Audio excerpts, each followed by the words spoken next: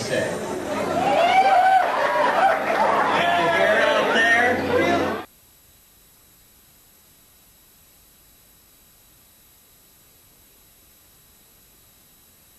There is a very important part of life which has been ignored by science, and because this is a scientific society we're locked inside of, we've gotten a distorted view of it, and that is there's a quality to reality that everybody can feel, everybody experiences, we all know it, and yet we get no reinforcement for its existence from the models that our culture venerates.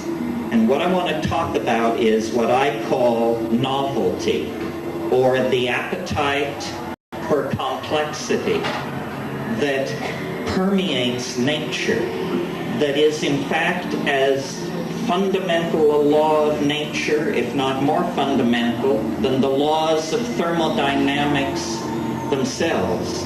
And this is the idea that nature loves complexity, and wherever it achieves complexity, in a membrane, in the center of a star, in an organism, in a breeding population of animals or plants, wherever it achieves complexity, it seeks to preserve it, and it seeks to use it as a platform for further complexity.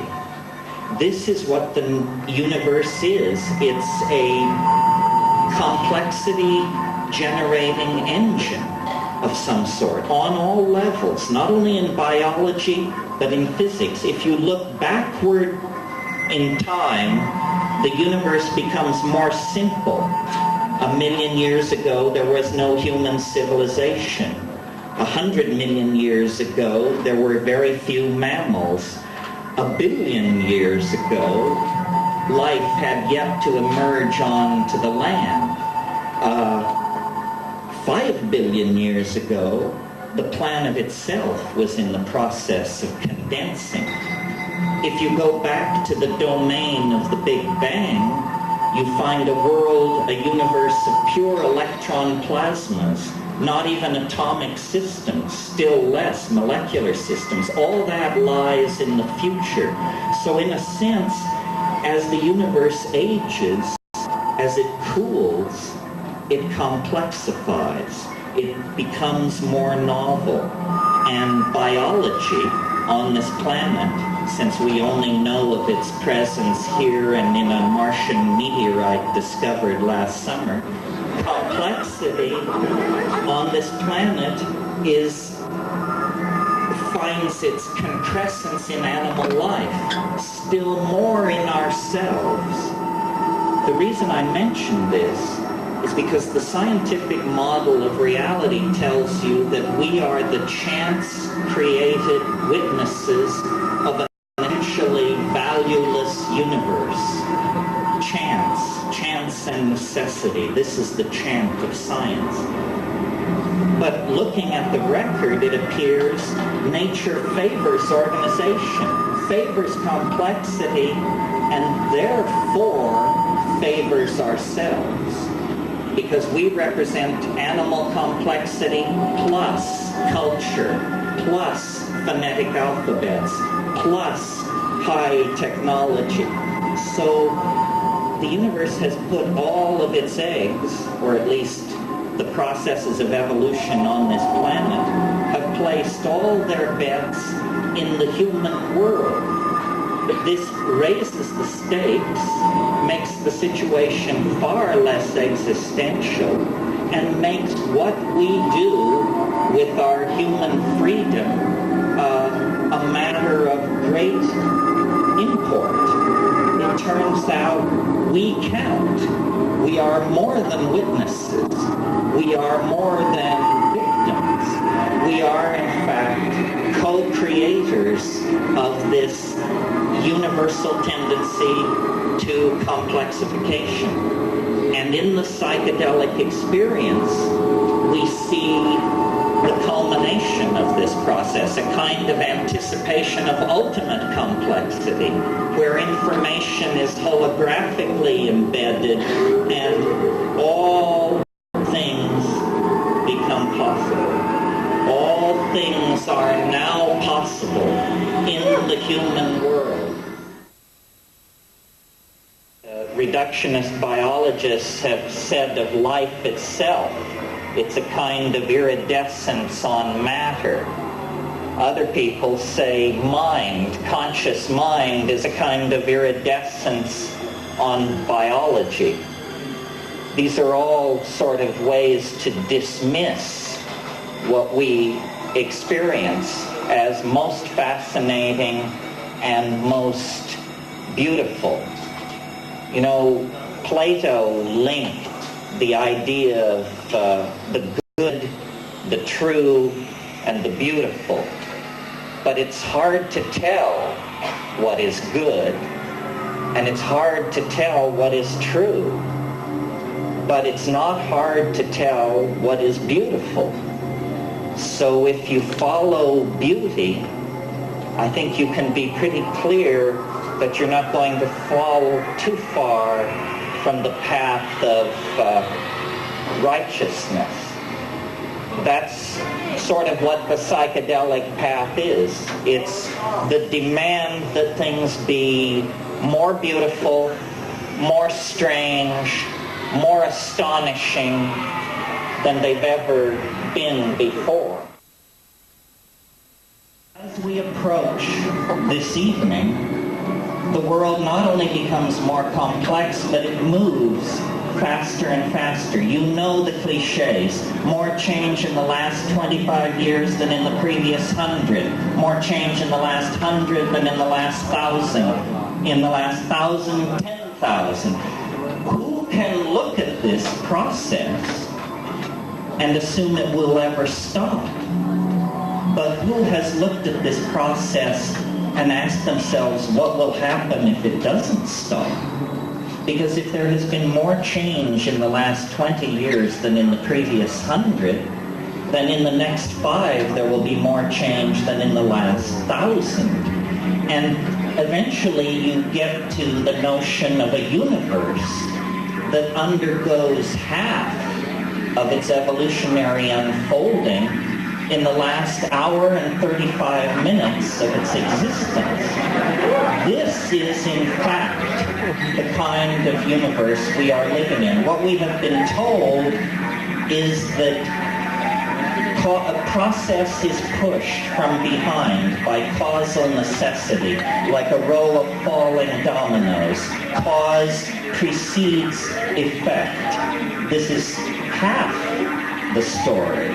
Half of what you see going on is simply the unfolding of causal necessity. But at a deeper level, the future is not simply empty space-time into which we are expanding. The future is pulling us toward itself. There is what I call the transcendental object at the end of time, or the eschaton, which means the last thing. The last thing is like an enormous attractor, which is pulling first biology, and then human history, and then the 20th century and all of our lives embedded in it, pulling us deeper and deeper into a relationship of self-reflection with it.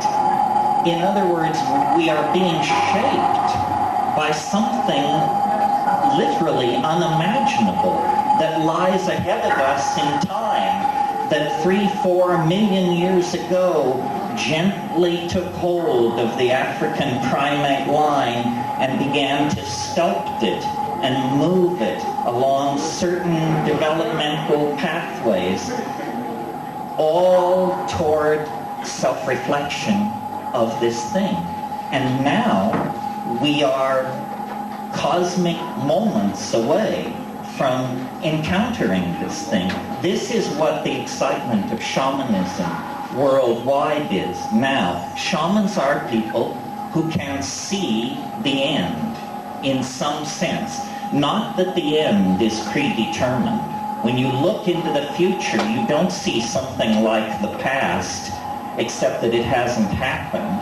When you look into the future, you see a storm of space-time vectors and probability matrices that have not yet undergone the formality of actually occurring. That's the business of the present moment, to collapse that hyperdimensional set of space-time vectors into a here and a now with a causal identity and a vector toward the future. But we are now so close to this transcendental object that has molded the entire destiny of this planet. We are now so close to it that all you have to do is smoke a bomber, close your eyes, take a walk in the bush, sit on the beach, pay attention to your dreams, watch your mind after orgasm, and you will see this thing peeping around the edges, creeping in at the side. I mean, was it Wordsworth who called it intimations of immortality? Something like that. We are not simply the victims of our past.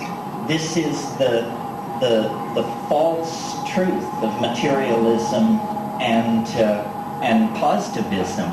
We are locked in an extremely mysterious relationship with something in another dimension, a dimension which, for want of a better word, we call the future.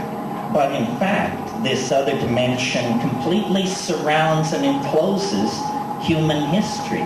This is what shamanism is about. Shamanism is where people step out of cultural time into what Marceliade called in ilio tempore, the time before, the sacred time, the paradigmatic time, dream time, you call it down here. It's the time which surrounds the smaller time of historical unfolding. What is nature? What's unnatural? Nothing is unnatural except some things are less intelligent than others. In other words, everything has a design, but elegance of design is still a worthwhile value. Nature, the interesting thing about nature is the risks that she's willing to take. Like if you asked yourself, what does nature do best on this planet? The surprising answer is produces extinct species. 95% of all life that ever existed on this earth is extinct. That's what happens to life. What nature has been interested in is passing on complexification of form from species to species, genera to genera, over very long periods of time. And the fact that nature will tolerate our own dear selves as a part of the natural order indicates that nature is a far more reckless gambler than we are. Our impulse is to deny ourselves, hold back. Nature's impulse, apparently, is to put the pedal of creativity to the metal by taking a primate and pushing it to the wall, boxing it in, raising the pressure, and watching the entire planet bubble its way toward metamorphosis.